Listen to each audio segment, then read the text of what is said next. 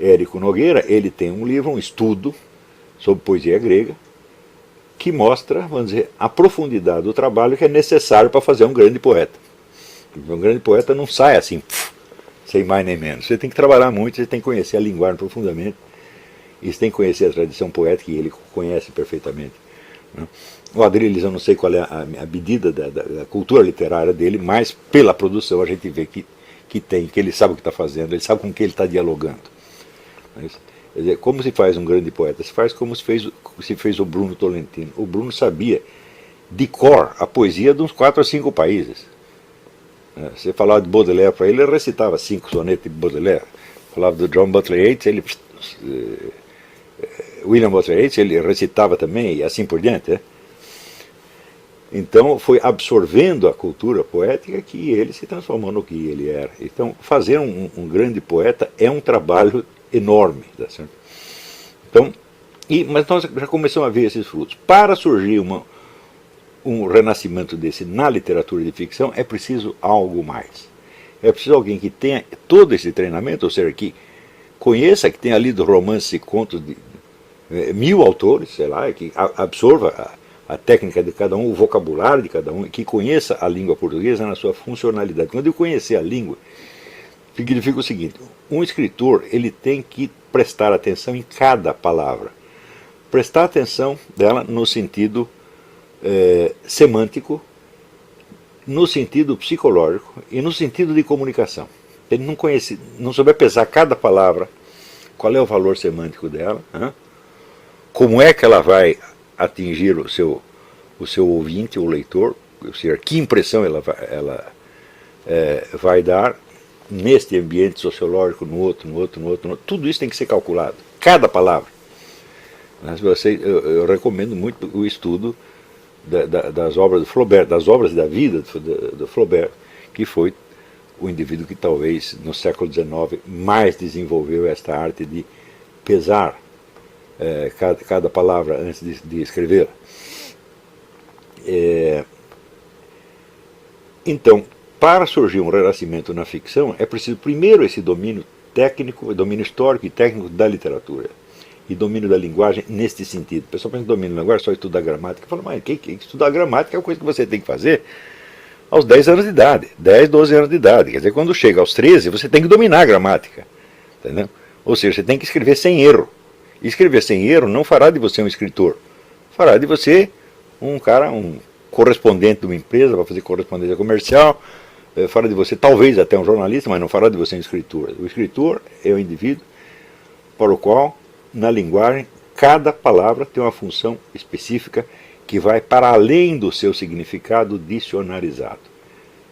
O escritor ele joga com nuances que não estão nem poderiam estar dicionarizadas, porque não há tempo, porque isso, vamos dizer, essas nuances variam conforme o meio, conforme a época, etc. E além dessas duas condições, ele tem que ter uma outra, ele tem que conhecer as pessoas das quais ele vai escrever, ou seja, ele tem que conhecer a sociedade onde ele está. E conhecê-la no seu sentido mais profundo. Não digo que o indivíduo tenha que ele, pessoalmente, passar por certas experiências radicais. Né? Por exemplo, digamos, a experiência de uma depressão profunda, a experiência de ter participado de uma guerrilha, a experiência de fazer parte de uma quadrilha de ladrões, tá certo? A experiência vamos dizer, da perdição, da anarquia sexual, das drogas, etc. Às vezes, algumas pessoas têm que mergulhar profundamente nisto e ter também a experiência oposta, quer dizer, a experiência da devoção, da ascese, da santidade, etc. Ou seja, tem que esticar desde o inferno até o céu. No fim das contas, todo escritor de verdade ele faz o trajeto inteiro da Divina Comédia. E ler a Divina Comédia é fazer exatamente isso, é você ir desde o fundo do inferno até o último céu. Então, muitos escritores, eles passam por experiências radicais no sentido degradante, destrutivo, e às vezes não conseguem sair delas, mas conseguem pelo menos expressar verbalmente, o que já é uma vitória. Que se o indivíduo conseguiu condensar a sua experiência num símbolo verbal, ele já não é escravo dela, de algum modo. ele viver mais um pouco, ele acaba se libertando pessoalmente. Mas se ele não conseguiu se libertar pessoalmente, pelo menos se liberta literariamente, o que já é, um passo. Né?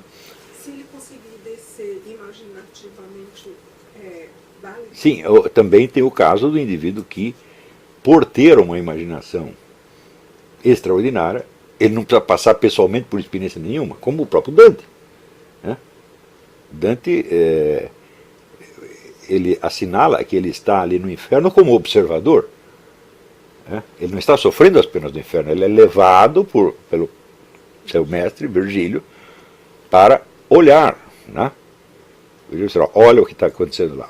Quer dizer, a experiência do Dante é puramente visual, o que significa que ela foi vivida inteiramente em imaginação, sem a contrapartida muscular, epidérmica, etc, etc. Ou seja, sem o sofrimento.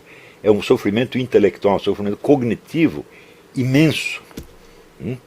Na verdade, se ele tivesse que passar por essa experiência fisicamente, ele não aguentaria, evidentemente. Então, vamos dizer, o poder da imaginação do Dante e a sua abertura aos extremos da experiência humana lhe permite vivenciar toda esta imensidão de sofrimento como um sofrimento cognitivo, como um sofrimento intelectual, sem ele ter que passar pessoalmente por isto. Mas nem todos somos Dante. Não é isto?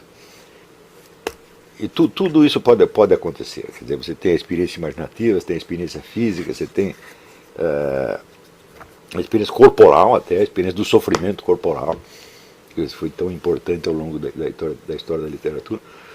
O que não pode é você fechar a sua imaginação no círculo da banalidade. Quer dizer, se o seu meio social é banal, tá certo? Você não pode, ou não deve, fugir de perceber o aspecto demoníaco por trás da banalidade, como fez o Machado de Assis. Para isso significa que, em vez de fugir dessa banalidade, você vai ter que contemplá-la e sofrer por ela. Então, as pessoas que se queixam de viver eu vivo num ambiente medíocre, opressivo, etc, etc, eu digo, olha, aí está a sua fortuna, aí está o seu material, meu filho. Né? Você tem que pegar isso na mão, né? Aceitar que isto existe, aceitar que isto é a sua condição e explorar isso até as suas últimas consequências. Né? Então,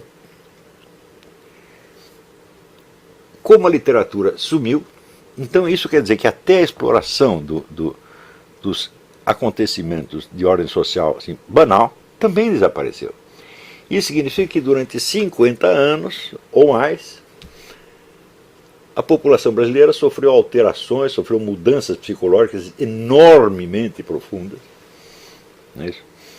Só o crescimento, vamos dizer, da insegurança já foi uma coisa absolutamente imensurável. Quer dizer, você tem um país que era onde todo mundo se sentia mais ou menos seguro, de repente ninguém mais pode sair na rua porque tem medo de uma bala perdida, de um assalto, uma coisa assim. Né? Só essa experiência jamais foi descrita na nossa literatura. Faça a seguinte pergunta, como é que a vida de uma família medíocre, né, dos anos 60, como é que essa vida vai mudando à medida que o ambiente de insegurança começa a atemorizá-los, irritá-los, etc, etc. Isso não foi documentado em parte alguma.